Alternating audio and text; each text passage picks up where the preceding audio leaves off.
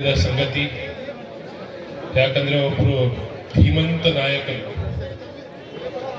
Role model politician, ಮತ್ತೆ ಈ ಭಾಗಕ್ಕೆ ಒಬ್ರು ಹುಲಿ ಅಂದ್ರೂ ಕಮ್ಮಿ ಆಗಲ್ಲ.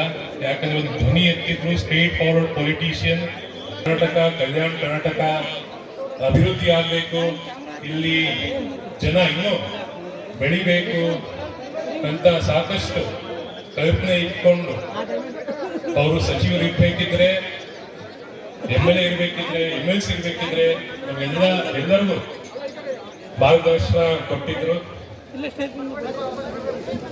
ಆದ್ರೂ ನಾವು ಕಲ್ಪನೆಯನ್ನು ಮಾಡೋಕ್ಕಾಗಲ್ಲ.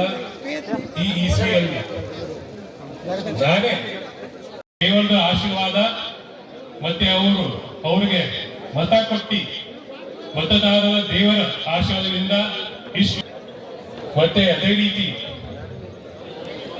ಅವರ ಸುಪುತ್ರರಾದ ಸರ್ ಈಶ್ವರ್ ಖಂಡ್ರೆ ಸರ್ ಅವರು ಮತ್ತೆ ಇನ್ನೊಬ್ರು ನಮ್ಮ ಭಾಗದ MP ಗಳು ಕೂಡ ಅವರು ಮಾಡಿದ ಕೆಲಸಗಳಿಂದ ಆಶೀರ್ವಾದ ಸಿಕ್ಕಿ ಅವರು ಕೂಡ ಒಂದು ಒಳ್ಳೆ ಕೆಲಸ ಮಾಡ್ತಾ ಇದಾರೆ ಅಂತ ಎಲ್ಲ ಶ್ರೇಯ ಸನ್ಮಾನ್ಯ ಭೀಮಣ್ಣ ಖಂಡ್ರೆ ಸರ್ ಅವರು ಇಲ್ಲ.